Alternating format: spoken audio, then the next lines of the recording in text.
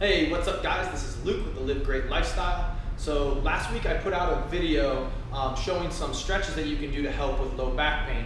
And in addition, I mentioned that there are a couple exercises that you need to master, develop strength in, but most importantly that you want to translate into movement patterns.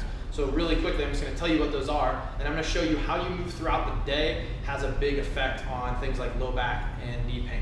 And to me, the point of exercise isn't just to obviously build strength, burn fat, look good, but you want to actually translate those exercises into real world movement.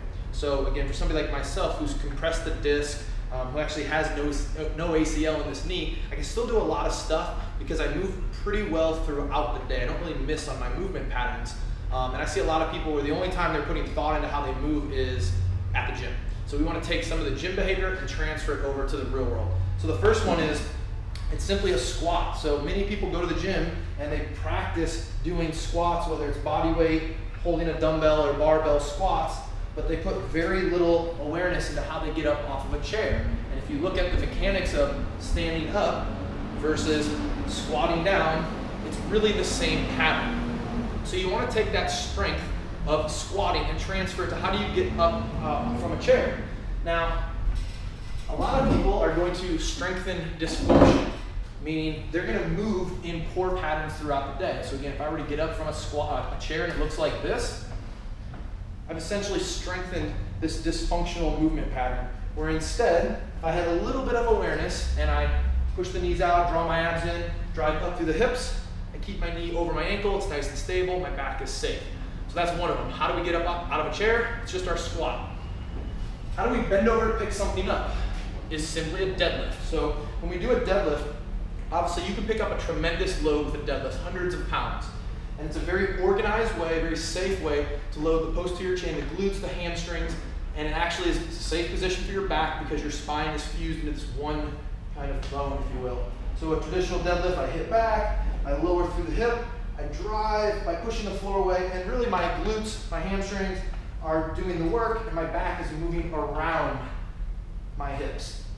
Now, if this is something like your children, every time you go to pick up your kids, mommy, daddy, you have an opportunity to strengthen dysfunction or strengthen out of it. If we do a good hinge and hook them underneath their arms and pick them up, we've strengthened our way out of dysfunction. If we collapse the knees together around the spine, we're strengthening dysfunction. Now, obviously, if you're going to pick up something light like this, you might not have to be in this very rigid and organized position, but you can still use some of the basics of that deadlift mechanic, which would be, as I hip back, my chest bends over as a result of my hips moving backwards. So I can be pretty relaxed with this, off-centered as well, but hips go back, chest tips over, hips come forward to pick it up. And that's a very relaxed, casual way of lifting something up. But it's actually pretty safe, and you'll notice this position here is pretty dang close to this very fixed, neutral deadlift position. So there's not a lot different from this to this. Or this. It's all the same. It's all braced spine moving through the hips. Very different from that. Again, collapsing over. So think about how you bend over to pick something up and try to translate the strength that you've built through your deadlift into your hinging or bending and picking up mechanics. The next one would be a split squat or a lunge. Again, we've all done these in the gym. We're lowering through this front leg, we're driving up through the glute and the quad. Knee is over my ankle. A split squat is simply tying the shoes or getting up off of the floor. You do it all the time.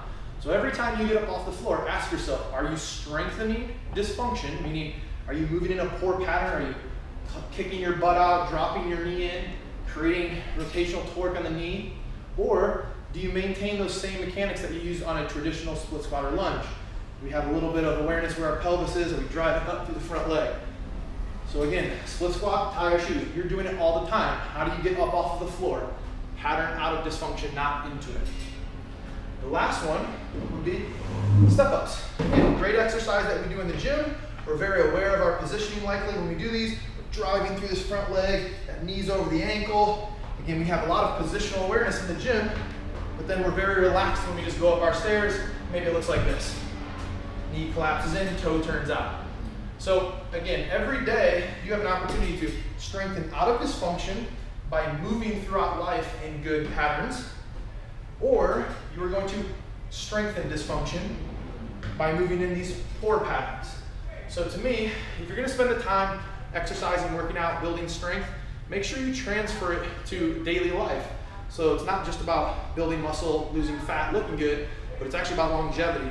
And moving in those patterns and having some strength there is how I get away with not having an ACL and having a bad back or having compressed the disc, but yet I can still do tons of fun activities. I can hike, sprint, I can do some jujitsu, and I can get away with a lot because I don't have poor movement patterns throughout the day. So moral of this video is take a look and assess. How do you get up out of a chair? How are you bending over? How are you getting up off of the floor? Don't strengthen dysfunction, strengthen out of it. I'm Luke with the Live Great Lifestyle. Hope you found this helpful, and I'll catch you next time.